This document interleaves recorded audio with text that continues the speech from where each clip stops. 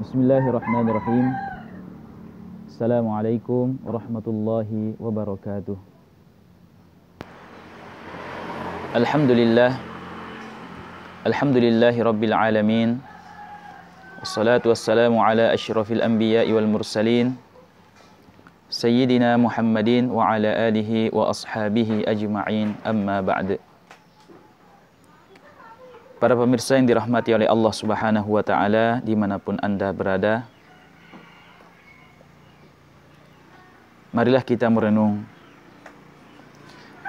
bahwa dahulu kita tidak ada di dunia ini. Lalu kemudian Allah Subhanahu wa ta'ala mengadakan kita. Dan akan tiba suatu saat nanti, semua kita yang ada di dunia ini akan kembali menjadi tidak ada. Jadi dahulunya kita tidak ada, lalu kemudian diadakan, dan akan kembali menjadi tidak ada lagi di dunia ini. 100 tahun yang lalu kita semua belum ada di dunia ini. Dan akan kembali, dan 100 tahun yang akan datang pun kita akan kembali tidak ada lagi.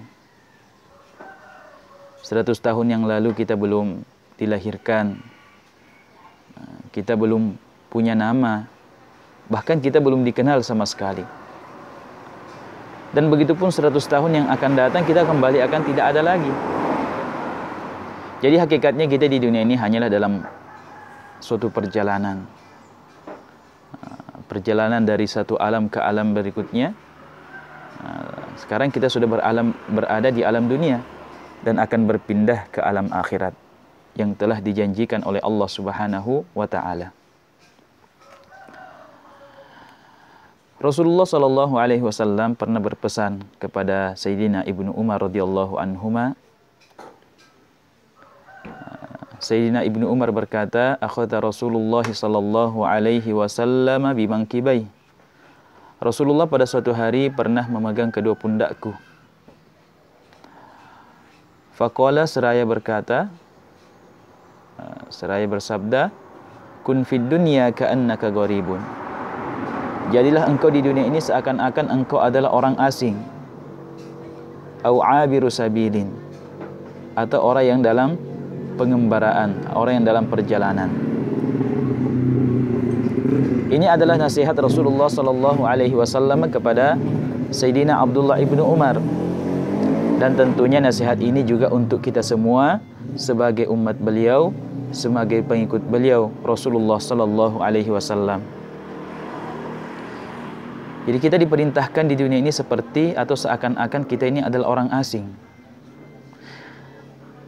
Dan kenyataannya memang kita ini adalah orang asing di dunia ini. Kita ini adalah orang asing yang dahulunya tidak ada, lalu kemudian diadakan dan akan kembali pergi meninggalkan dunia ini. Dan seharusnya seperti itulah kita menyikapi dunia ini, menyikapi dunia ini seakan-akan kita ini adalah orang asing, seperti orang asing. Ulama kita memberikan perumpamaan, memberikan tamtsil. Manusia yang hidup di dunia ini diibaratkan dua orang yang akan pergi merantau di suatu negeri untuk bekerja selama 4 tahun. Jadi kontrak kerjanya itu selama 4 tahun. Setelah selesai 4 tahun, maka dia akan dipulangkan ke negaranya, ke kampung halamannya. Kedua orang ini akan dikembalikan ke kampung halamannya. Ya, maka berangkatlah dua orang ini, meninggalkan kampung halamannya, meninggalkan anak istrinya, meninggalkan keluarganya, pergi ke negeri orang untuk bekerja. Taruhlah misalnya berangkat ke negeri Jepang.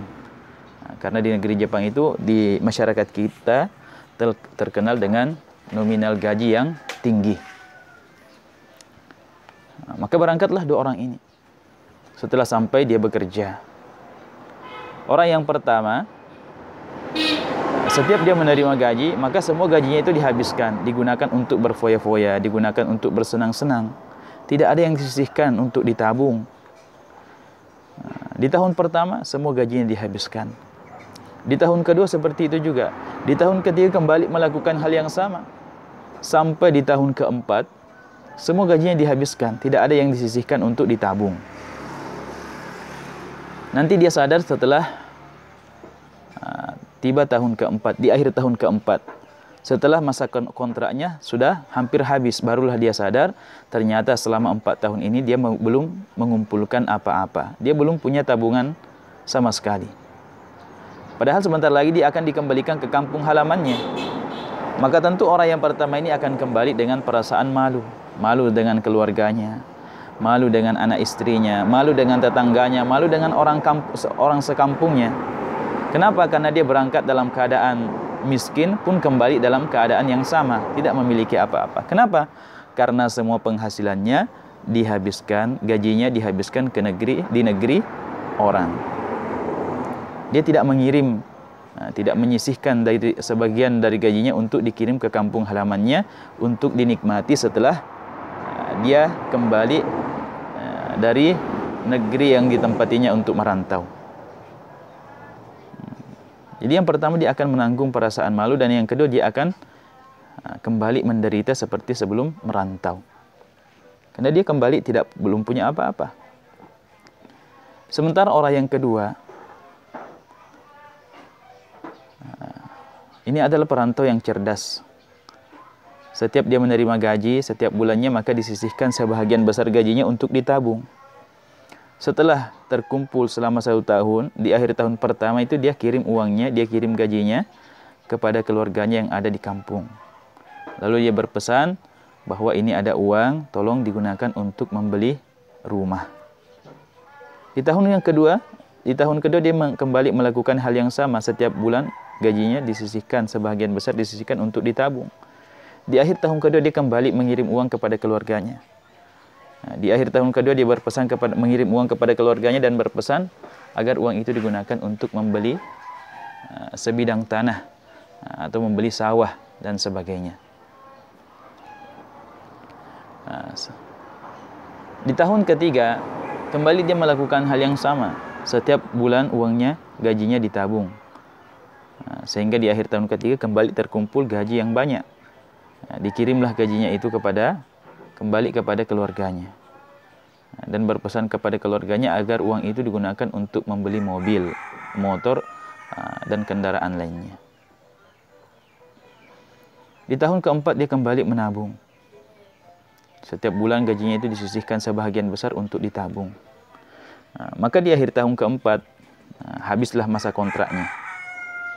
Maka dia kembali dengan membawa uang yang banyak, yaitu gajinya yang terkumpul di tahun keempat.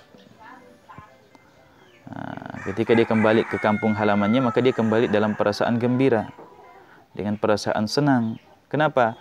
Karena di kampungnya ia sudah memiliki rumah, di kampungnya ia sudah memiliki tanah yang bisa untuk digarap, yang dijadikan sebagai sumber penghidupan. Kemudian dia sudah memiliki kendaraan, sudah memiliki mobil, sudah memiliki motor. Dan ia kembali juga dalam keadaan membawa modal, dengan membawa modal lagi, yaitu uang yang bisa dijadikan sebagai modal usaha ketika sampai di kampung halaman. Inilah perantau yang cerdas. Begitulah kata para ulama model kehidupan manusia yang hidup di dunia ini. Sekelompok manusia atau sebahagian manusia itu hidup di dunia ini, semuanya dihabiskan, tidak ada yang dikirim ke kampung halamannya, yaitu akhirat. Dia diberikan oleh Allah Subhanahu wa taala modal umur, modal kesehatan, modal harta, modal ilmu pengetahuan, modal jabatan. Semuanya itu dihabiskan hanya untuk dunia semata. Tidak ada yang dikirim sebagai bekal untuk di negeri akhirat. Itu kelompok manusia yang pertama. Sementara yang kedua, dia diberikan umur oleh Allah, diberikan modal oleh Allah berupa umur, berupa harta, berupa kekuatan, kesehatan. Semuanya itu digunakan untuk membangun akhiratnya. Umurnya digunakan untuk membangun akhiratnya, kesehatannya digunakan untuk memperbanyak bekalnya di akhirat, dikirim ke akhirat. Hartanya digunakan untuk akhirat, jabatannya digunakan untuk membangun akhiratnya, ilmunya digunakan untuk membangun akhiratnya. Sehingga ketika dia kembali ke akhirat, tiba masanya dia harus kembali ke kampung asalnya yaitu akhirat, maka dia kembali dengan perasaan gembira. Kenapa? Karena dia telah mengirim bekalnya terlebih dahulu. Dia telah mengirim amal-amal solehnya, pahala amal-amal solehnya ke akhirat terlebih dahulu. Beda dengan orang yang pertama. Ketika dia tiba masanya dia harus kembali ke akhirat, tiba masanya dia harus meninggalkan dunia ini, maka dia meninggalkan dunia ini dengan penuh perasaan, penuh dengan ketakutan, penuh dengan kecemasan. Kenapa? Karena dia tidak mempunyai bekal yang dikirim terlebih dahulu ke kampung halamannya, yaitu negeri akhirat. Maka hadirin dimuliakan Allah Subhanahu wa taala, ini perlu kita sadari, di dunia ini kita hanya sebentar. Sebentar lagi kita akan dipanggil oleh Allah Subhanahu wa taala. Sebentar lagi kita akan meninggalkan dunia ini. Semua yang kita miliki akan ditinggalkan. Yang Allah titipkan kepada kita di dunia ini, semua kita akan tinggalkan. Keluarga, harta, jabatan, sahabat, semua akan ditinggalkan. Oleh karena itu, marilah kita memperbanyak bekal kita, perbanyak amal kebaikan kita yang akan kita kirim ke negeri akhirat. Karena di dunia hanya sebentar. Dunia ini hanyalah perjalanan menuju akhirat. Marilah kita gunakan umur kita yang kita tidak tahu tinggal berapa hari lagi dalam ketaatan kepada Allah Subhanahu wa taala, dalam pengabdian kepada Allah Subhanahu wa taala, dan kita berusaha semaksimal mungkin untuk meninggalkan seluruh larangan-larangan Allah Subhanahu wa taala agar kita kembali menghadap kepadanya dalam keadaan ridho dan diridhoi oleh Allah Subhanahu wa taala. Lebih dan kurangnya mohon dimaafkan. Mudah-mudahan bermanfaat. Wassalamualaikum warahmatullahi wabarakatuh.